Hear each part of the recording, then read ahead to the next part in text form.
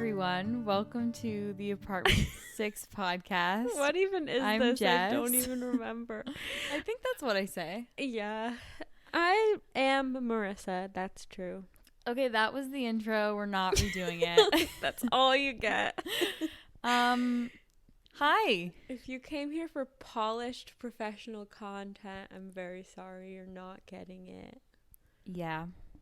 Maybe some other time. Keep your expectations low. So hi, everyone. Hi, Marissa. Hi. Welcome back. It's been about 2 1 months. week since you looked at me.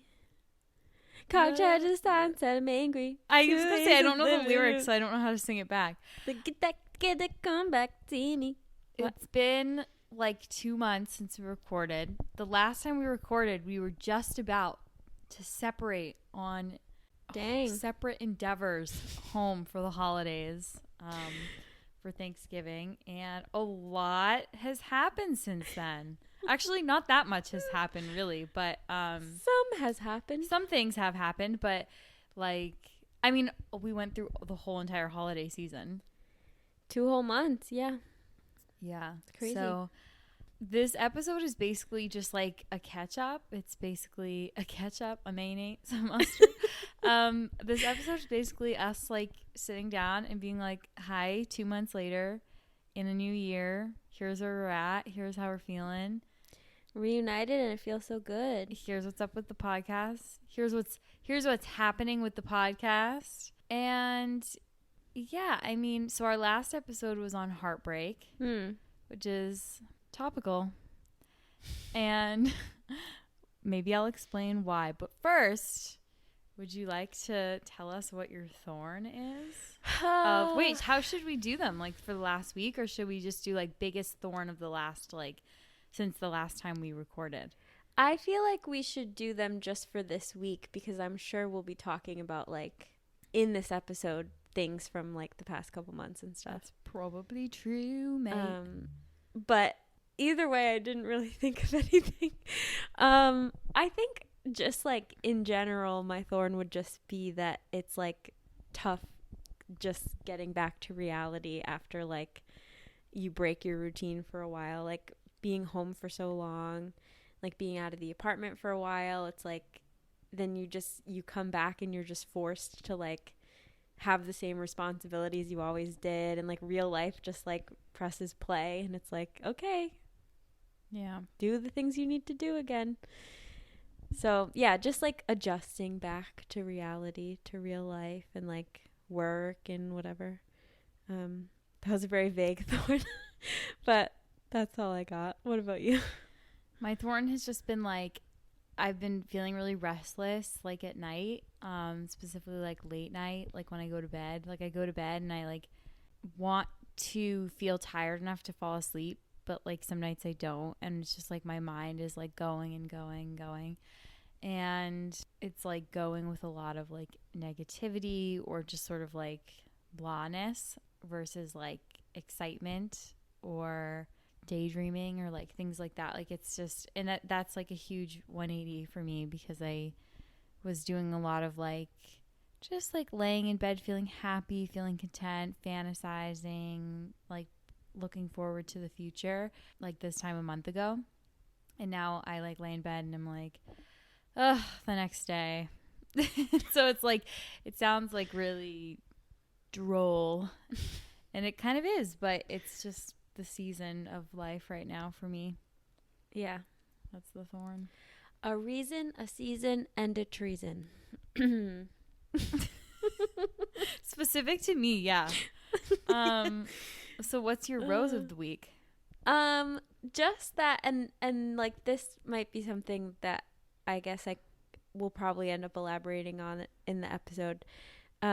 But just that I've been like finding a good pattern for like moving my body that I've been actually sticking to. Like I got a Fitbit over the holidays, and it's been encouraging me to like get more steps in and like get more activity and stuff like that in like a good way, instead of, because it's so easy to like approach exercise with like a negative, like unhealthy mindset. And I feel like I've been doing a good job lately of like approaching it in a positive way, which is like a big achievement for me because I haven't always like thought about like exercise and fitness and body image and that kind of stuff in a super positive way. So to feel like I'm in a healthy place with it is really good and an accomplishment. Yeah, for sure.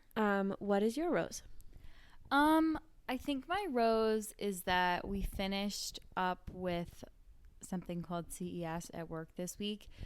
It's a convention that we normally go to in Vegas, and this year it happened virtually, so it just meant like meeting with brands and like over video chat and writing different articles and things like that, and it just like took up the whole week. And it's like if I was physically in Vegas and that was all I was focusing on, that would be one thing, but I wasn't. So it's like it was just like instead like this there is a car beeping outside and it's distracting me immensely.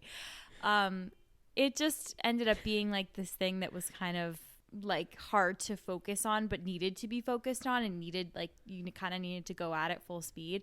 So I'm glad to have that done and to be like going back into like a regular work week and just like getting back to my normal priorities and having normal meetings and things like that aren't like consumed by CES. I have no idea if the beeping is picking up on the microphone. My guess is that it's probably not. Yeah. It's just like when people, it's like the alarm that goes off in your car if someone like nicks it or whatever, like they bump into it. Yeah, you probably can't hear it, but it's like, it's hard to like focus on anything else. I used to have a fear that a car alarm was going to go off and it was never going to stop going off. And then I would also fear that like somewhere in the world there's always a car alarm going off. And I would like zoom out on the world and be like, oh my God, the alarm is always there. It stopped. Again, no professionalism to be expected here. Anyway. We're not in a soundproof studio.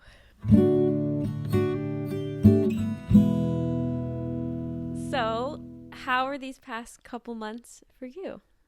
Your holidays? They were okay. They had their ups and downs. I was with my mom and her fiance in New Hampshire, and I really enjoyed like spending time with them and my dog. And Penny had like a health scare. She was collapsing, and we like rushed her to the vet one night because it had like happened twice in like 24 hours. And she's okay. She needed her medicine changed, and she is on a steroid, and she seems so much better. She hasn't like collapsed at all. But it was like, it would be so sad. Like she would like collapse and like lose like all of like her faculties. And then like she would be like dead weight in your arms. So she would like let you like hold her and snuggle her like a baby. And she was just like so sweet. And then I was like, Mom, like I don't like her collapsing, but it's like she lets us like snuggle her, and it's so sweet. Yeah. And like you just feel needed. That's what's like, I feel like especially sad about pets aging, because like they're still these cute little things. Whereas like when people age, you can like really physically see it. Not that you can't see it anyway on a dog, but it's just so much more apparent on a human that like this person is getting more fragile and just like, I don't know, like I feel like Penny probably still for the most part looks the same as she did your whole life. Everyone always says like, oh, how old is she? She looks like a puppy. Yeah. And I'm like, she's 15. I wish she was a puppy. Yeah, so it's like so easy to forget without those like, for lack of a better term, like things going wrong to make you, to like remind you that they're old, because otherwise it's just like a cute little baby dog. I don't know. It is sad. So like I like had like a hard time with that because I would just sort of came to not fully accept, but kind of need to accept like we're probably gonna lose her soon. So that was rough. That was like the first part of going home, and then things were better and I got into a routine, and I'd go for walks, and I enjoyed like, no one would be around when I'd be walking, so I could take my mask off when I walked. And I just like I enjoyed like eating homemade meals, and I really like got to enjoy my routine there. And then I came back here and things took a turn for the worse. So for the second time since this podcast has been alive, I had a breakup, which is crazy. But I swear I'm not like a serial dater. 2020 was a funky year, and sometimes you end up in a couple relationships and things don't work out, and this one really hurt a lot, and I'm still trying to heal from it, and I think I'm doing a really good job.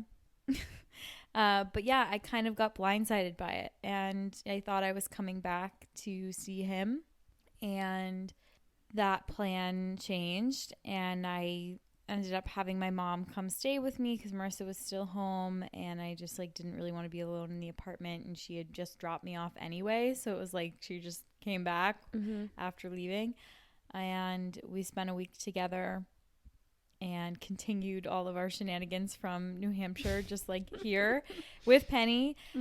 So that was good and kind of like helped me transition from like heartache to like normal life again, but that's been a challenge. It's only been a couple weeks now, which is hard to believe. I think it's only been 2 weeks, but I do feel like I'm getting stronger, but that's kind of contributed to the restlessness at night, is just having thoughts about that and about the situation and what could have made things different, whether or not it matters if things were different, things like that. But I'm open to talking about it more. I just don't know. It's kind of like a long story. Like, wouldn't you agree? Like, it's like, yeah, like the whole relationship is a long story.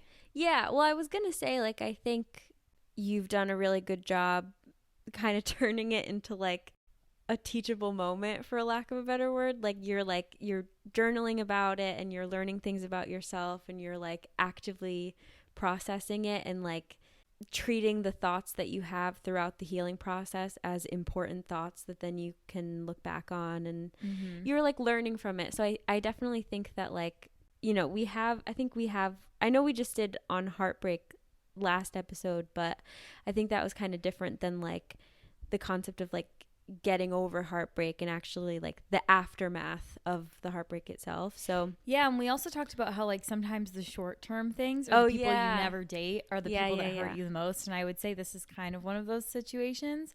And also, can I talk about the weird signs that I saw coming? Because one of them I would say is that episode, the fact that we recorded an episode on heartbreak and then left the podcast for like put the podcast down for a little bit, and when we come back it's like I'm experiencing that is weird. Another like sign was like my anxiety really kicked up in the last couple of weeks of the relationship, and I started thinking like, well, what if this is what if he's losing feelings for me, or what if the situation is not how I think it is, and I just started feeling intuitively that something was wrong, even though like I was getting no signs from him that things were wrong, but I just felt something, and I felt like an inner like chaos. Like my mind was just like always going, and I even talked to like my mom about it, I talked to Marissa about it, and everyone was like, it's just your anxiety, it's just because of everything you've been through with guys before. And I was like, yeah, you're right. And then in the end it like was exactly what I thought. Yeah, I was gonna ask, like, do you feel like in your gut there was a difference between feeling it that time when it actually turned into the outcome you were dreading versus like other times where you have felt similar anxiety about like, spending some time not talking to someone and wondering like if they're on the same page as you and stuff like that? Like, do you feel like, because I know you've had those moments before, and it's been like, Jess, it's nothing, like everything's okay, and it actually is okay, and then it's like, okay, it really was just my anxiety. So like, do you feel like there was a difference with this time where you were like, nothing anybody says can like make me feel better? Like, do you feel like you might be able to carry that into your future and feel it out in your gut, whether it's like anxiety to need to worry about, or anxiety that you shouldn't be entertaining? I don't know that I can differentiate it in the moment. I think like it's only the experience of like looking back and being like, oh, that's why I was feeling that way or having that reaction, because like there was something to react to. But at the time, I think this relationship in particular, and the fact that I was supposed to see him soon, like that led to, like, I think that I didn't trust him to follow through. Mm-hmm. And I think all that anxiety I was feeling was my body telling me like, you're right not to trust him. So I really do feel like, you know, with other people that have disappointed me, I didn't have a reason not to trust them, or I didn't have any sort of thing that was like, oh, you, like they've done this to you before, or oh, you've felt this before and it's been true. Mm-hmm. It was just kind of like based off of like fear. But this time it was like it was based off of some truth and based off of some worry that things that we had planned for weren't going to come to fruition. And it was based off some worry that it was based off of seeing little teeny changes in behavior and habit.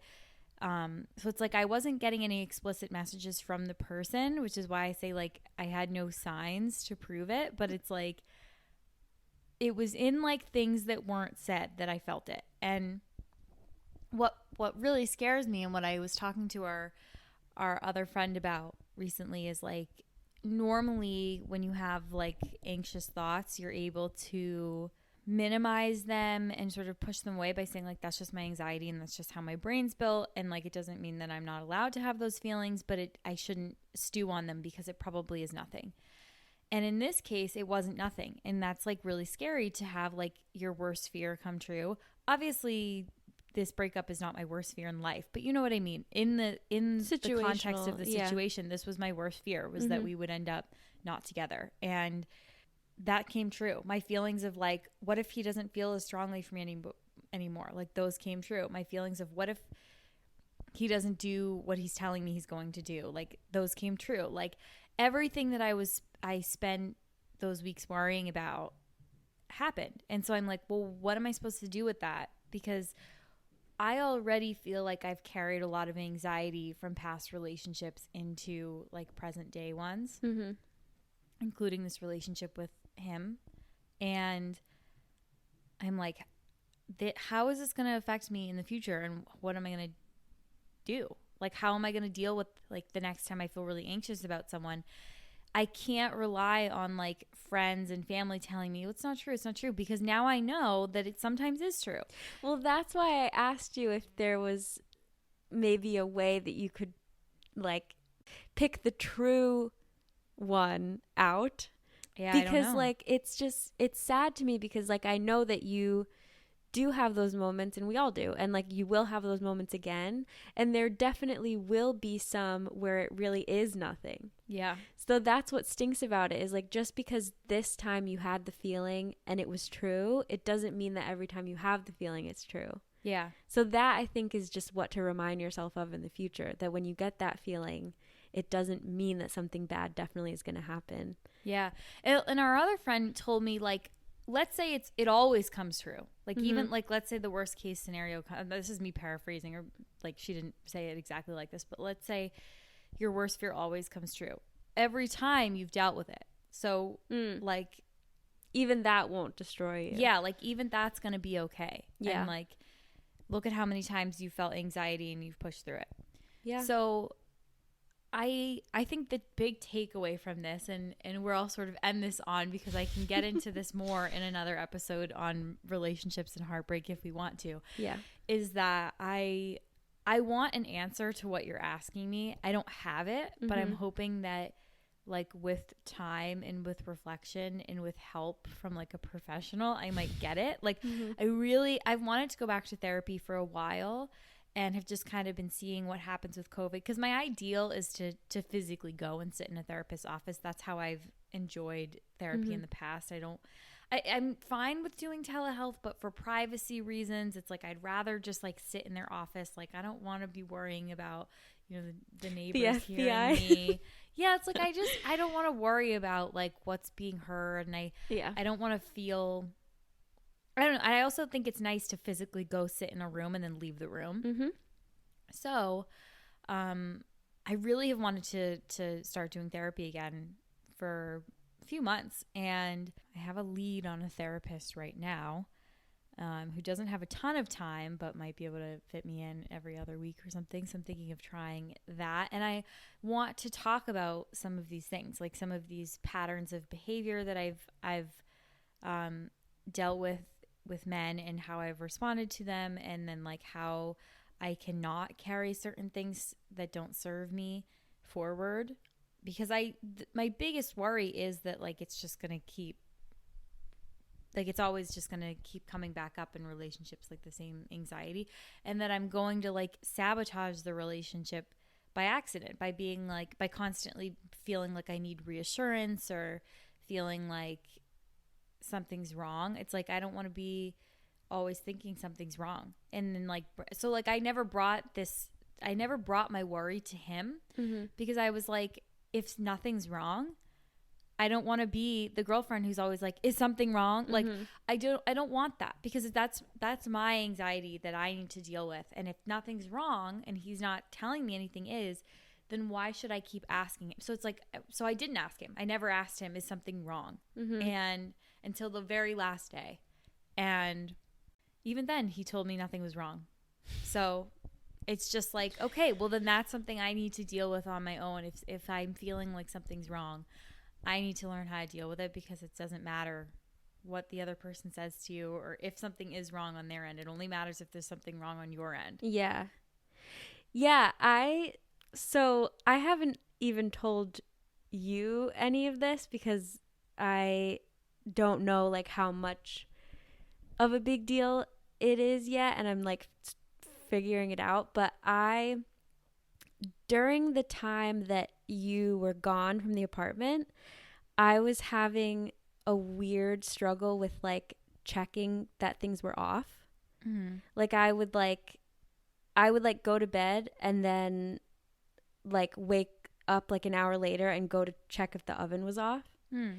And even like when I left for the holidays, you were still in New Hampshire, and so I was leaving an empty apartment, and then I was kind of like, oh no, like if I left anything on or I like forgot to do anything before I left, there isn't that other person there to like check it and be able to notice. So I was kind of like, that's weird, like that's an icky feeling. I don't like that. So I was like doing some research on like checking compulsions and stuff like that, and I was reading some stuff about how like people who have compulsions like that will often seek out reassurance from other people.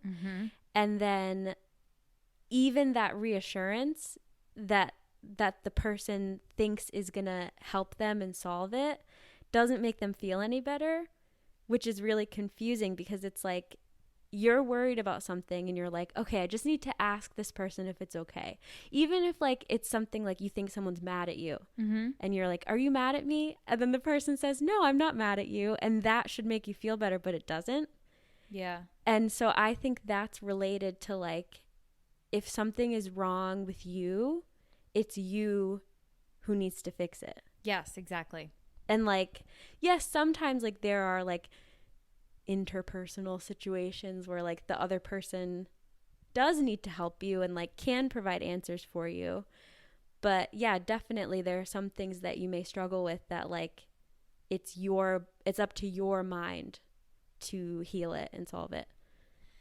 Exactly. Yeah, that's why I didn't really share with him that I was worried. I did a couple times, but it actually wasn't really related to like what ended up causing the breakup.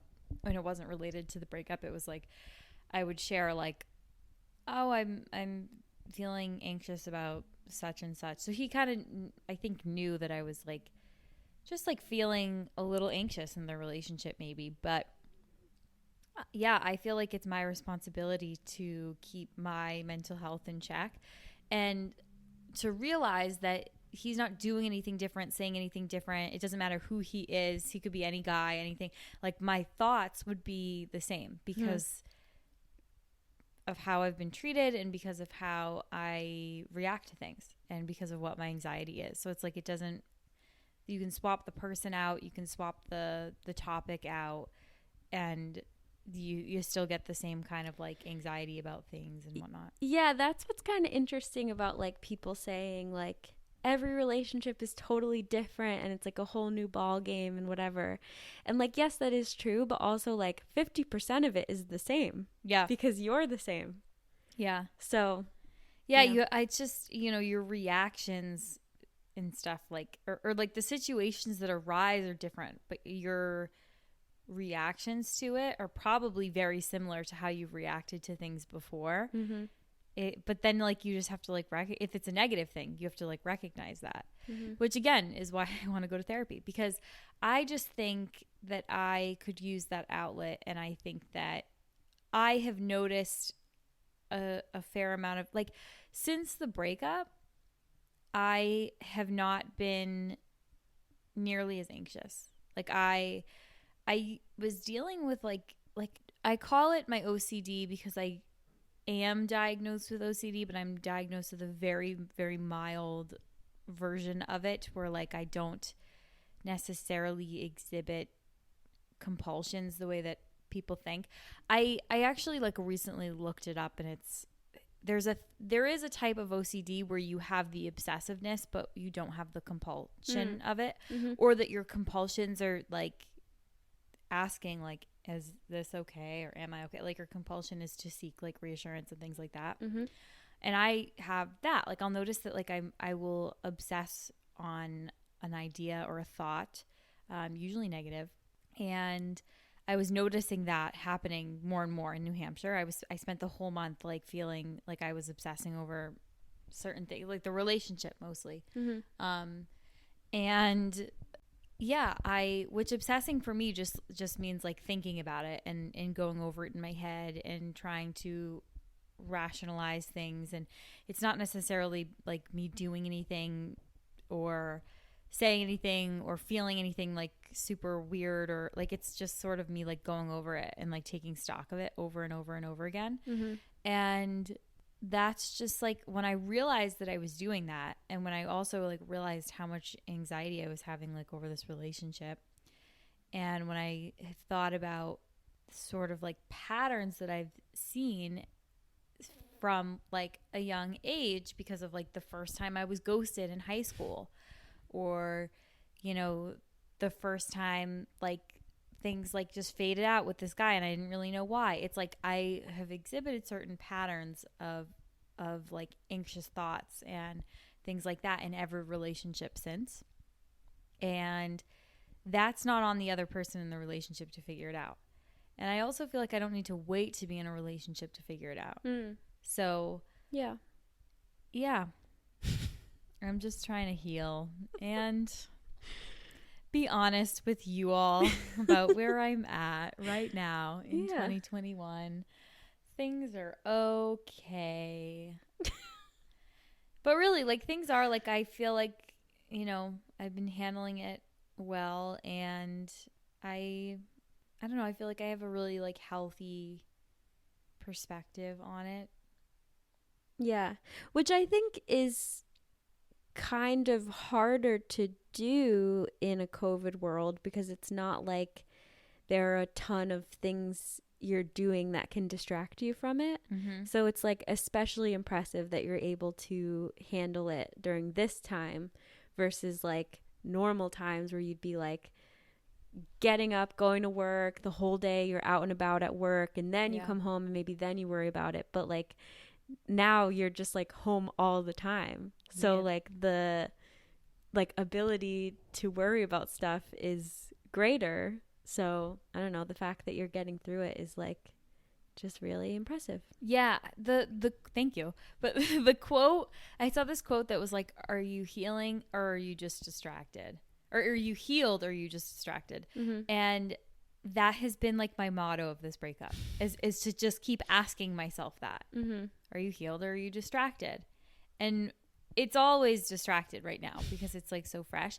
But it's also like there are parts of it. I think this is the other thing too. I don't think you like just heal on the whole. Like I don't think it's like this like the wound closing the way it would on like a like your physical body where you can see it kind of closing and scabbing over. I think it is sort of like, well, maybe it is like that, but I guess what I'm saying is I don't think that you just like are loading, like your healing is like loading, complete. And then you're back to 100%. Yeah. Yeah. I think it's like you heal little individual parts of it.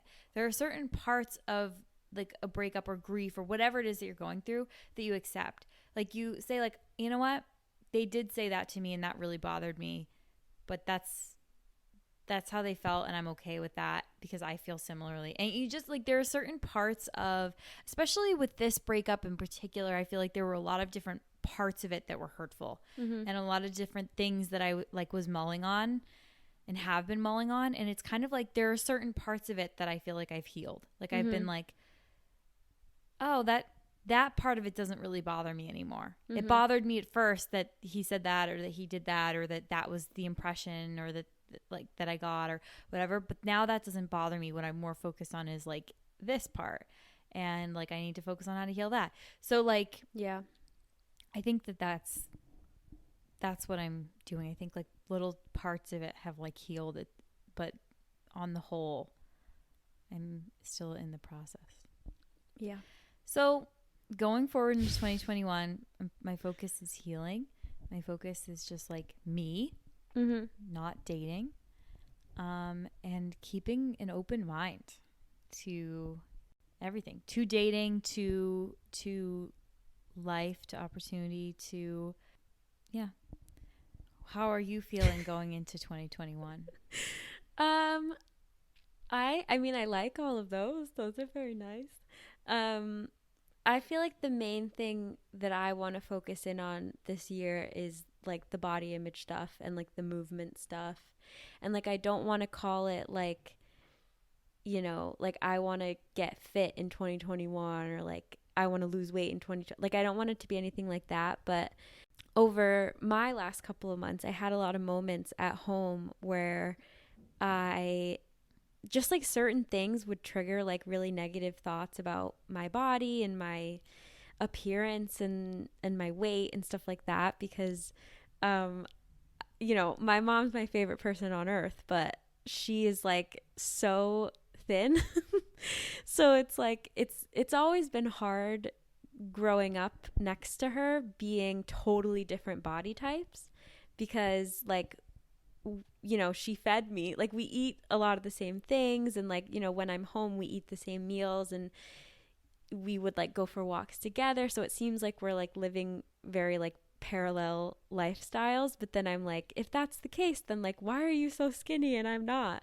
So like there were a lot of moments at home where I was thinking thoughts like that, and I at the same time was like feeling this sudden positive motivation to like, you know, get healthier and like look up healthy recipes. And like I was using the treadmill when I was home and just like planning out ways to like add movement into my day in a healthy way. So it was this weird like parallel of two lines at the same time, where one was like really negative toxic thoughts that I don't want to be thinking, and the other was like positive helpful thoughts and healthy thoughts. So I was like, how are these two trains moving at the same time? Well, do you think you could have arrived at the positive thoughts without having the negative ones first?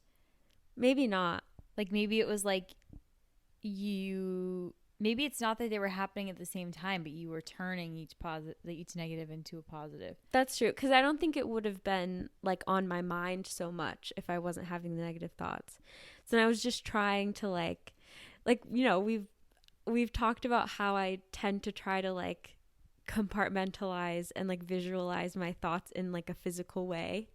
So I think I might have been trying to be like, if I have a negative thought, I need to like pull it from the negative box and like figure out a way to drop it into the positive box and like turn it into something better and healthy. So moving into 2021, I feel like I actually feel like I see a path of how I can do that for the first time. Whereas like before, it was always just kind of defeatist, like nothing I do is going to change my body. And like in 2021, I want to, yes, feel healthy, but like have a positive mindset about my health. Yeah. Instead of it coming from a negative place. Yeah. so like so like at home I was using the treadmill, and I really liked doing that, honestly, because I have like some, I think, social anxiety, and I don't really like being out in public and like having people see me. Like I was like running a little bit on the treadmill because I felt like I was like in a safe space where no one could see me. Whereas like here, I would be mortified to run on the street because I'd be like, all these like professional Boston runners are going to pass me and be like, she's so out of shape. She doesn't know how to do this.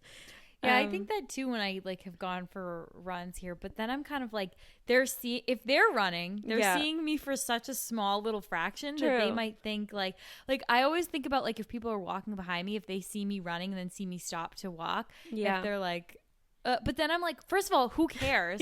Second of all, like they don't know how long I was running for. So it's like true, but most importantly, who cares? Because like the point is you're doing it. Yeah, exactly. And it shouldn't matter. Yep. Totally. But yeah, so I just like I felt so good about it when I was like doing it at home, and I wasn't embarrassed because no one was looking at me or whatever. So then that gave me the motivation to just like try to increase my activity even when I got back here and like did have to do it in public. And like I'm not running here yet, but like that's something that I now can kind of like see a path to, and I'm like, I could see myself eventually feeling comfortable enough to do that. But for now, I've been walking every day, and I found that at least during the winter, it really works for me to do it during lunch, because since it obviously gets dark so early, it's like it's hard to find the motivation to go outside, period, if it's pitch black and freezing cold outside. So then I would sort of like, speaking of like the negative thoughts, I would like get into these spirals after work where it would be dark, and I'd be like, I haven't moved my body at all today, and I didn't eat very healthy, but I don't really want to go for a walk because it's dark and it's cold or whatever.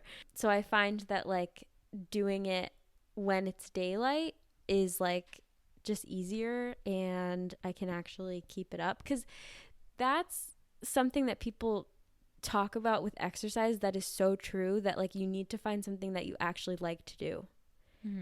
Because like I just know that I can't force it, because if I start to force it, that's when things get, you'll just quit altogether. They just get like unhealthy and toxic, and it's just, then you start like beating yourself up for not doing it.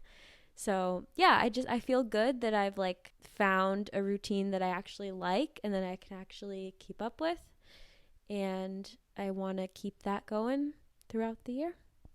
I like it. Yep. I might try the walks during lunch this week, because I was walking during lunch at my mom's. If I like, well, I didn't do it every day, but I would be like, today I'm going to take an hour and I'm going to actually like go for a walk. And sometimes I would go like with my mom and Penny. Other times I would just go by myself. And that was working for me, because I really didn't like walking at night there, because there's no street lights. True. Like it is dark. And so it's the wilderness. Yeah. So I was like, okay, I hate that, because I get really frustrated doing things at night. Like I feel like I'm like, I can't see, which like I can see, like my vision's fine, but it's like, I just feel like it's almost like I feel like I'm walking with my eyes squinted or something. Like I don't like that. I feel like I can't like see the world, and I don't know. There's just something about it that I find like annoying, and like truly just annoying. That's it. And I might just like try to do it during lunch this week and see how I feel about it. Yeah, I would honestly recommend it to everyone, because it's also a great like mindfulness thing to like actually take that time to leave your space, especially now that like our workspace is our home space, is our sleeping space, is our everything space. It's like, you know, there are proven detriments to that, to like having your whole life in one room basically. So like making yourself leave that room even just for a little while is just really great for like your mind and your clarity. So yeah, I agree. I'm thinking good routines, healthy thoughts, good mindset, good body image. That's 2021, baby. We love it. We love to hear it. We love to see it. Yeah. Can't wait to do it. Excited for like January to be over. Like to I hate this because I feel like I keep wishing away time, especially during COVID, but also just like in COVID in general, but like in the last couple months, I feel like I've spent a lot of time wishing away time. But I just like, I'm excited for January to be over, to be like, okay, we did 1 month. Cool. Yeah. That's how long 1 month felt. Like, all right. Like, so I just got to do that 12 times, or I just got to do that, for me, it's not really about 2021 being over. It's just about like the vaccine. It's about like getting the vaccine. So it's like, oh, okay. If I'm getting the vaccine in June, then like, I just got to do that a few more times. Yeah. I feel like even though, so this is like something that I'd like to talk more on if we do a future episode on like social media and like breaking from it and taking time off of that and whatever, because that is also something that I did over the holidays. But there was all this rhetoric about like 2021, like we're finally out of 2020, like 2020 was the worst and 2021 was going to be better, and like I hated that because I was like, come on guys, like it's just another day. Like, we're going to wake up and things are going to be the exact same. And then, of course, all the stuff happened with, like, the Capitol. And it was like, there you go, worse. People. Like, 2021 is not better. But I do think that, like, we kind of knew in 2020 that the entirety of that year was going to be consumed by COVID. Whereas the difference with 2021 is, like, there is hope that not the entire year will be as bad as it is now. Yeah, and it's not like blind hope. Like, it's like in 2020, I was like, I remember at first it was sort of like, oh, it'll probably be better by the fall. Like, but it was based on nothing. It was just based off of like hoping that, like, surely scientists will figure it out. Yeah, and people being like, oh, it'll probably be like a couple weeks and then it'll be over. Yeah, like it was based on nothing, whereas now it's like based on something. Like it's based on the vaccine and seeing that roll out. And yeah, truly, the year of healing. Truly. Medicinally, mentally. Yeah, like it's funny. I hadn't really like made that connection before, but I have just been saying that like this is a time for me to heal. It's a time of healing. And I think like our whole country needs to heal. We all need to be spiritually vaccinated. Yeah, spiritually and physically vaccinated. It's true. Yeah. Well, this has been good. Nice little catch up. I will say, full disclosure to the people, there was an unraveling before. Well, I wasn't going to bring it up, but okay. Well, now that we've like saved our butts, I think we can bring it up. Everything is okay again. I'm fine with it being brought up. After we did our intro, you guys, I literally went mute. Like I couldn't speak. I didn't know who I was. I didn't know what happened the past 2 months. I didn't know what to say. I didn't know if you were going to cry or like, I didn't know what was going to happen. Yeah. Like I was like, are you okay? I unraveled. I was like, how do podcast? I don't know anymore. Yeah. But she, in the middle of it, was like, this is the unraveling. I was like, this is the end of our podcast. I was like, we should just post this episode like just as is. Like at this point, like we weren't even holding the microphones anymore, but you could probably pick up a little bit of our sound, and it was still rolling. And I was like, what if we just posted this and we were like the end of our podcast? Oh my God. But you know what? We unraveled. It's a good metaphor that we thought we were unraveling and we picked it up again. And that's what our nation can do. We thought we were unraveling in an unhinged bad way, but we were actually like unraveling the tightness that we thought, like everything that we were feeling in our bodies, all that fear and that like bad juju tightness, when we just unraveled it and the red carpets just splayed out in front of us and we said, let's walk it, baby. Yep. And we strutted that carpet. And we did. We strutted it for approximately 40 minutes. Wow. Yeah. It says like 54 minutes, but we literally kept recording for like 10 minutes of us unraveling. So I actually have no idea how long it's been. Oh, God. Anyway, thanks for listening to this. Yeah. I hope it was a nice ease in for you back into listening. It was a interesting ease in for us back into recording. And it kind of gives you some insight into what's been on our minds the last couple weeks. We're thinking about 2021. We're reflecting on 2020. We are setting small and big goals for ourselves. We're focusing on what we need. It's just good stuff. Yeah, and I think we both like kind of teased some things that we've been thinking about a lot that will probably turn into future podcast episodes. So look forward to those. Yeah, we're little back, treats. babies. All right. Bye, everyone. Happy day. I'm waving. Why am I waving? Bye.